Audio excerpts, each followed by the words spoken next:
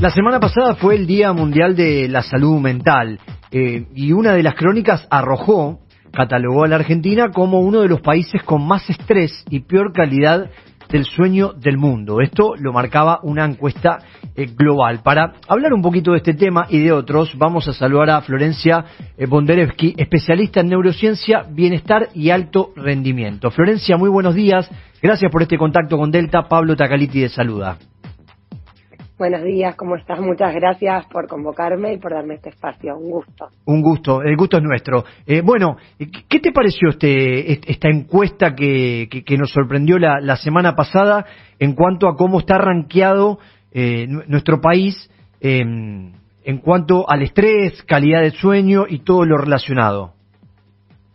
Bueno, mira, te cuento. En realidad, honestamente, no me sorprende. Las grandes ciudades son los focos del lugar donde la gente vive más estresada.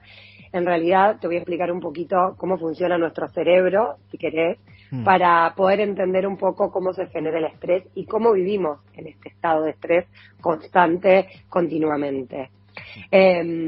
Primero y principal quiero decir que el 90% de las cosas que nos preocupan a las personas no suceden.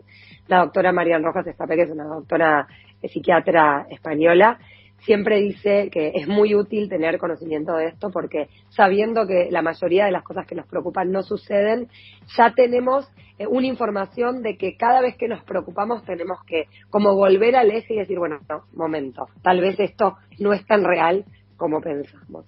Eso por un lado. Por otro lado, contar que nuestro cerebro no distingue entre lo real y lo imaginario y a los efectos de generar cortisol, que es la hormona del estrés.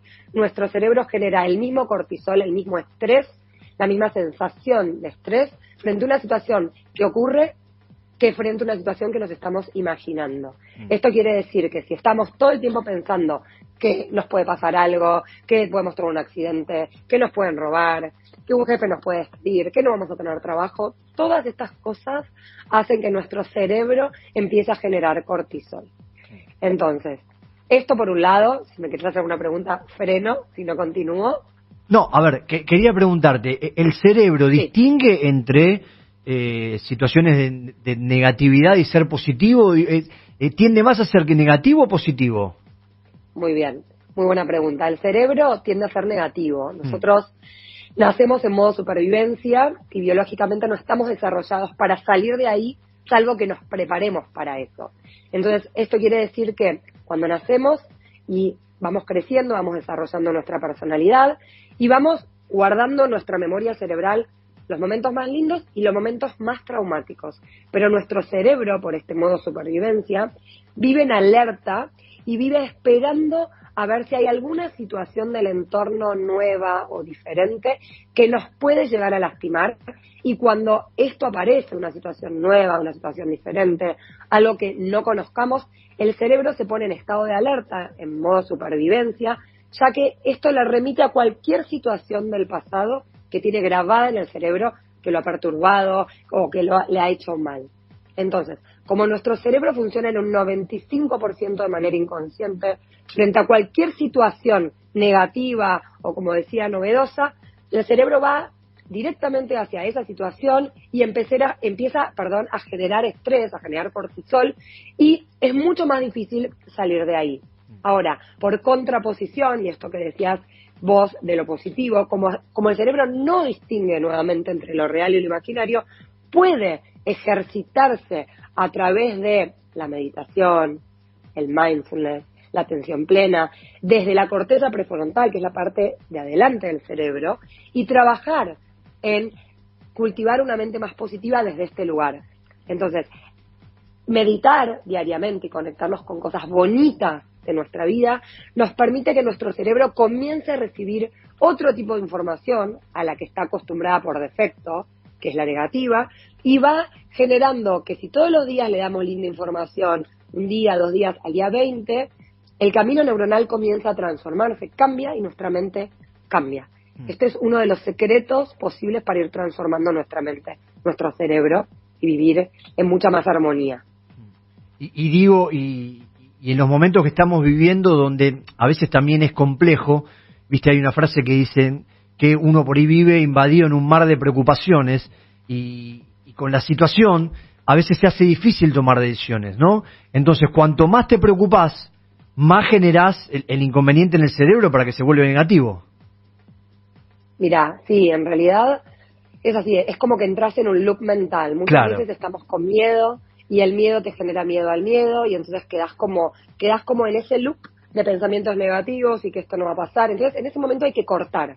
Lo que yo digo siempre es que la respiración diafragmática es una respiración que yo utilizo mucho para calmarme, para conciliar el sueño. Yo trabajo mucho con este tipo de respiraciones en empresas, que es donde yo trabajo con mi método, que es de neurociencia y meditación. Entonces yo digo, si estamos en este loop, es muy importante primero decir, estoy en un loop, esto no es real. Y para cortar, comenzar a inhalar inflando la panza en 5 o 6 tiempos y exhalar metiendo la panza para adentro en un poquito más largo que las inhalaciones. Cuando empezamos a inhalar y exhalar de esta manera, le empezamos a dar la señal al cerebro de calma. Esta es la respiración que hacen los bebés, y la respiración permite que nuestro cerebro, nuestra mente se ancle en el presente y no vaya ni para adelante ni para atrás y que corte este loop mental. Si a esto le podemos agregar un mantra, por ejemplo, decirnos todo está bien, o pensarlo justamente lo opuesto a lo que se nos está viniendo, incluso de manera forzada, que al principio nos cuesta, pero vamos a permitir que el pensamiento negativo se corte.